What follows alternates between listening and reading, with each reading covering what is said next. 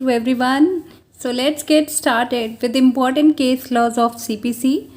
तो मैंने जो केस लॉज यहाँ पे मेंशन किए हैं ये वो केस लॉज हैं जो आपके प्रीवियस ईयर क्वेश्चन पेपर्स में पूछे गए हैं। ठीक है, तो फर्स्ट इम्पॉर्टेंट केस है शिव पर्सन वर्सेस रामानंद सिंह।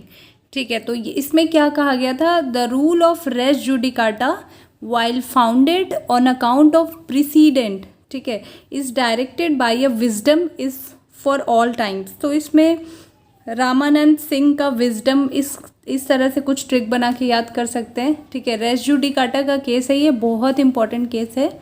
ठीक है, फिर आता है second Jolly George Varghese versus bank of Cochin.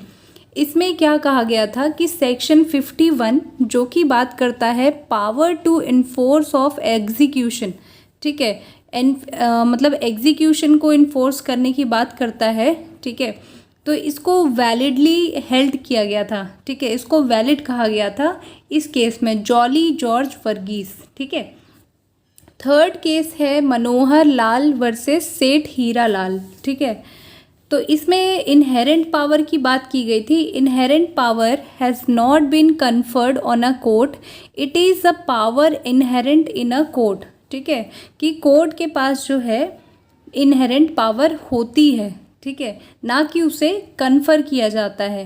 ठीक है, तो ये बोला गया था किसमें, मनोहर लाल वर्सेस सेठ हीरा लाल।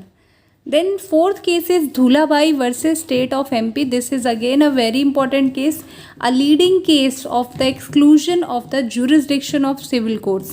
तो ये पर्टिकुलरली जो है किस चीज़ की बात करता है, कि सिविल कोर्ट की jurisdiction के regarding. Then coming to fifth case, it is State of UP versus Nawab Hussain. ठीक है, तो इसमें क्या बोला गया था, the principle of constructive res judicata was explained. ठीक है, क्लास 6 है आपका Daryao versus state of UP. ठीक है, that a petition dismissed under article 226, जो कि रिट पिटिशन की बात करता है कि हाई कोर्ट आप इसी आर्टिकल के थ्रू जाते हैं, would operate as res judicata so as to bar a similar petition in the Supreme Court under Article 32 of the Constitution was held in this case। इसे पूछ लेते हैं कई बारी ऐसे रिट पिटिशन करके भी। ठीक है, तो ये रिट पिटिशन का पर्टिकुलरली केस था कि अगर आप सेम मैटर पे, ठीक है, रिट पिटिशन अगर हाई कोर्ट में चले गए हैं तो ये नहीं कि आप फिर वही सेम मैटर लेके सुप्रीम कोर्ट भी चले जाएंगे। ठीक है, तो वहाँ पे क्या लग जाएगा, रेस जुडिकाटा की तरह अप्रोच ऑपरेट करेगा। ठीक है, सेवेंथ है Madan Lal versus Balakrishna. This is a case, a very popular case on second appeal, ये याद रखना है। एट्थ है, ये तो मतलब ऐसा केस है कि अगर कहीं सीपीसी के बहुत सारे क्वेश्चंस आ गए हैं केसेस के, तो समझ लीजिए उसमें से एक तो ये होगा ही। ठीक है, Salem advocates bar association Tamil Nadu versus union of India. ठीक है, इसमें क्या बोला गया था, constitutional validity of amendments made in CPC wide amendment acts of 1999 and 2002।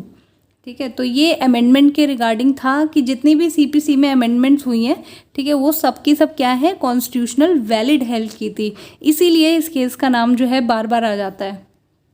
Ninth है Morgan Stanley mutual funds versus Karthik Das case. ठीक है, इसमें एंट्रीम इंजंक्शन की बात की गई थी।